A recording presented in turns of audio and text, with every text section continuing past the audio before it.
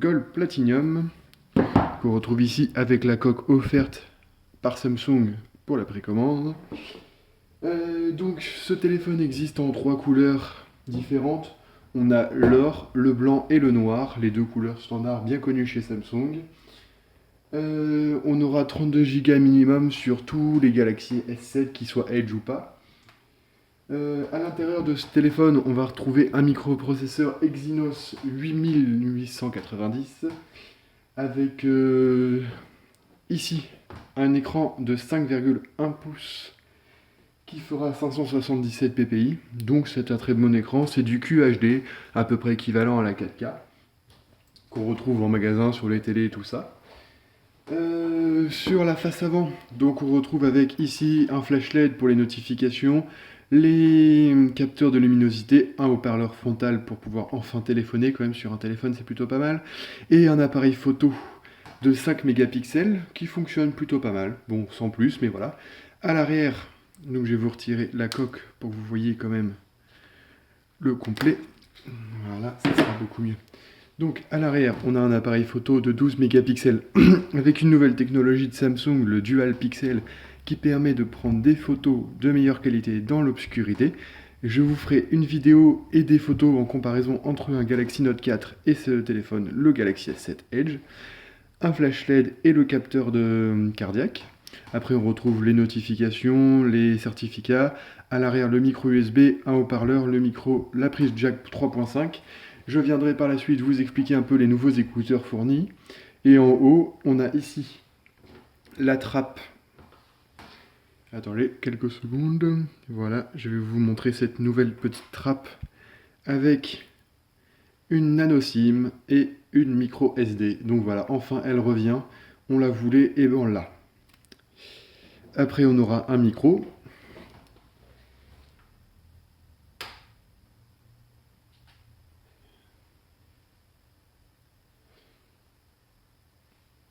Donc pour les écouteurs, on aura ces nouveaux écouteurs.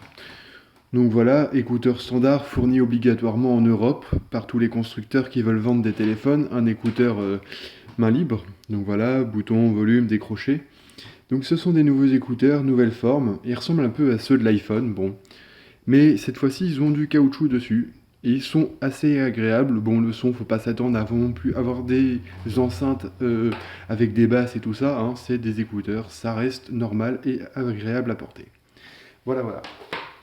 Voilà, voilà. Voilà, voilà. Voilà, voilà. Voilà, voilà. Bon, c'est bon, j'arrête mes conneries. Euh...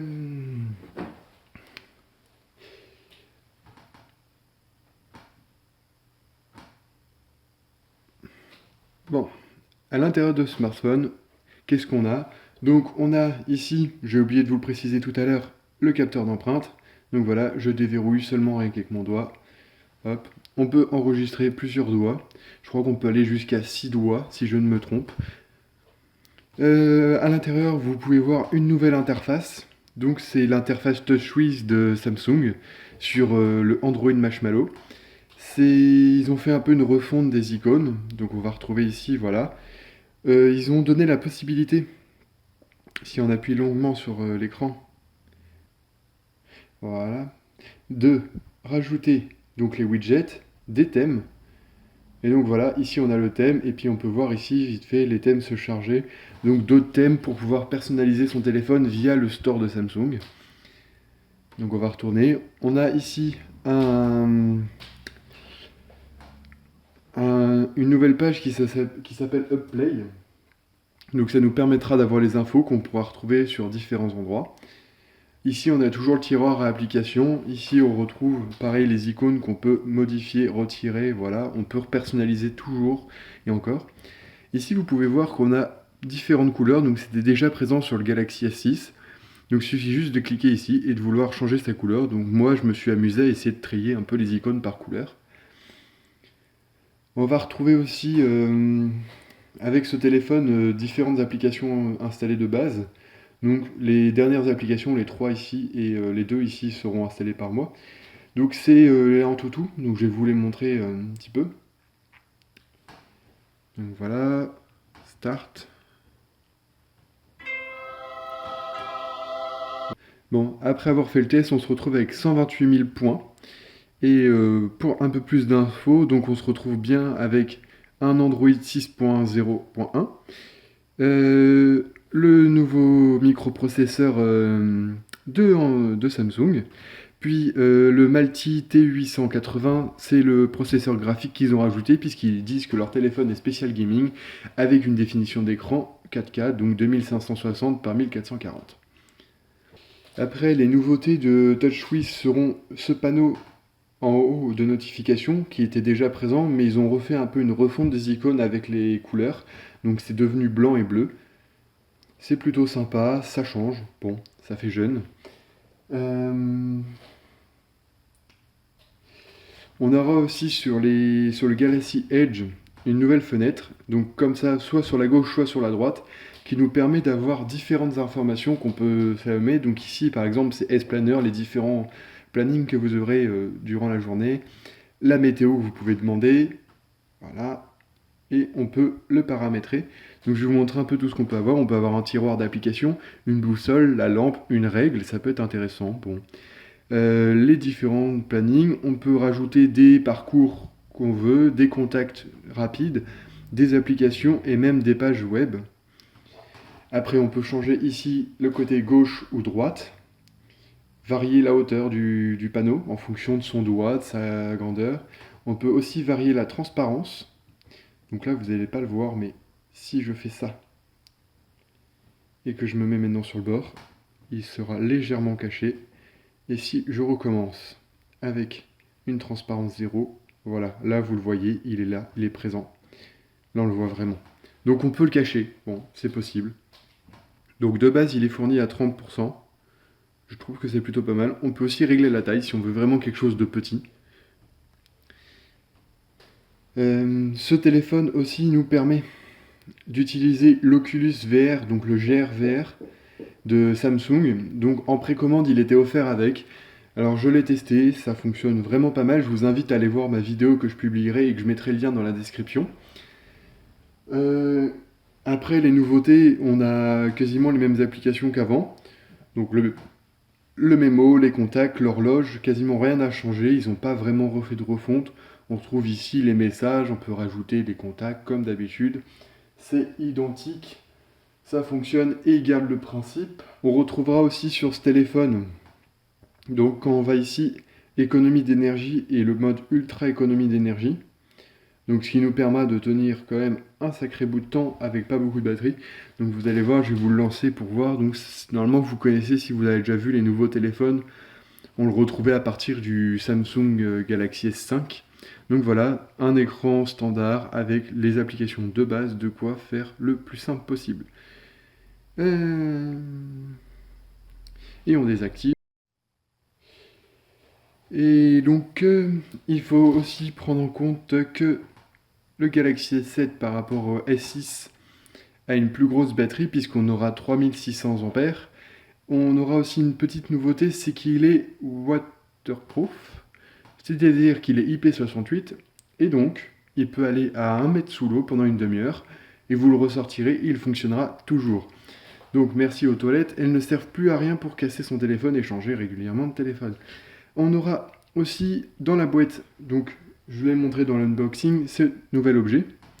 Donc c'est un port micro USB et un port USB standard qu'on viendra plugger à l'arrière de notre téléphone et qui nous permettra soit de brancher une souris, un clavier ou une clé USB. Donc je vais vous faire un petit test.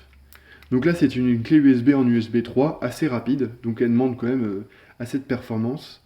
Et donc voilà, le téléphone la détecte. On peut voir, voilà, et hop, on est déjà dessus. On va pouvoir voir des trucs, voir des films. Et hop, on retire et c'est reparti. On pourra aussi brancher des disques durs. C'est un disque dur 2 Tera portable. On va le brancher et vous allez voir le résultat. Normalement, il ne devrait pas mettre trop longtemps. Donc on est vraiment sur du gros stockage là, donc il faudra faire attention puisque le téléphone va perdre énormément de batterie pour l'alimenter. Donc c'est bien si on veut vérifier quelque chose rapidement, mais c'est pas durable dans le temps, hein. Regardez un film de 2 heures, je suis pas sûr que votre téléphone tiendra le choc. Et voilà, bon, bah voilà, vous avez de la chance. Après au moins 15 minutes d'attente, on retrouve ici, bah voilà, toutes mes données. Je peux aller dans mes films, mes musiques. Hop, musique, c'est chargé. Hop, on va directement aller prendre une petite image. Voilà, c'est rapide, c'est efficace. Et on remarquera quand même que j'ai perdu 3%, puisque j'étais à 67% tout à l'heure. 3% juste pour scanner le disque. Donc, regardez un film avec, vous dites au revoir à la batterie de votre téléphone en une heure. Je pense que ça, vous regardez même pas le film en entier. Surtout qu'avec ce système-là, vous pouvez pas vous le brancher en même temps, hein. Il n'y a pas d'autres connecteurs pour alimenter le téléphone, donc on est vraiment en autonomie et c'est pas viable. Une petite nouveauté aussi via le Galaxy S7, c'est cet affichage de l'heure qui on peut être demandé dans les paramètres ou pas. Donc on peut lui demander de rester affiché tout le temps avec l'heure, même bronché, pas bronché, il restera toujours l'heure, même dans votre poche. D'ailleurs, si on fait ça, voilà, même si on lui dit qu'il fait noir, et bah il reste allumé. Mais vous pouvez faire ce que vous voulez, il ne va pas s'allumer en tactant.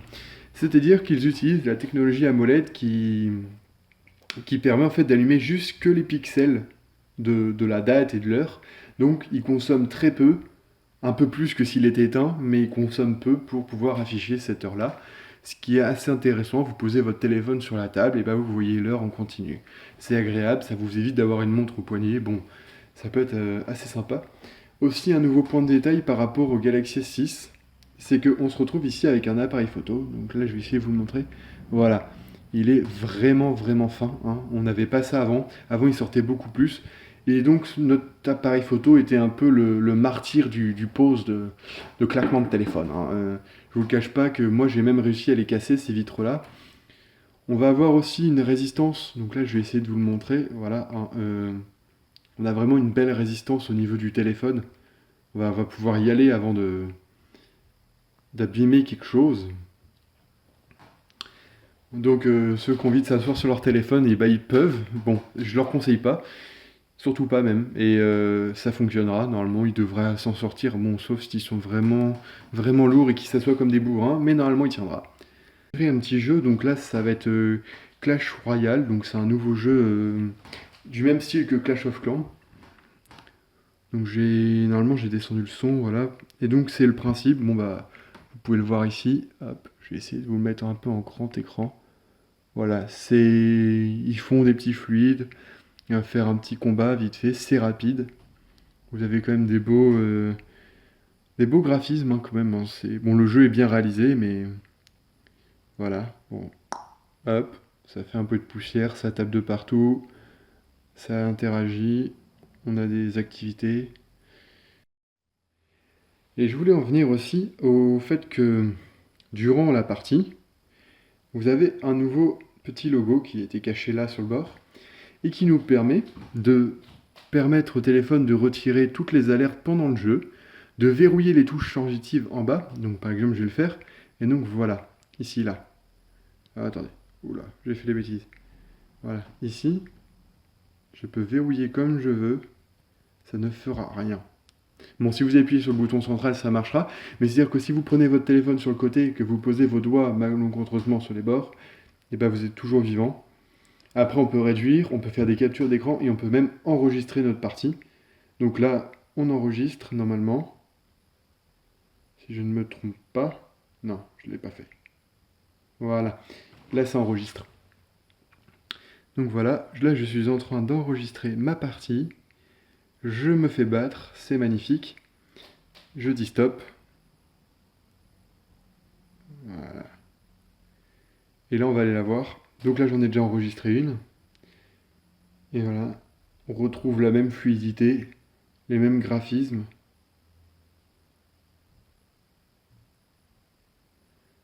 Donc c'est plutôt pas mal, même en enregistrant, il arrive à faire plusieurs choses à la fois. Donc là, j'en avais fait une autre. Voilà, on retrouve la même chose. C'est parti, on voit vraiment... ils ont fait vraiment une capture d'écran toute simple, toute bête. Dans les paramètres, on va retrouver donc ici un panneau de paramètres rapides qu'on peut modifier. Donc on peut lui demander d'avoir d'avoir certains réglages en accès rapide, donc vraiment de toutes les couleurs, donc c'est vraiment de chaque réglage différent. On aura aussi le NFC et le paiement via le NFC, donc à venir. On va enfin pouvoir se servir de nos téléphones.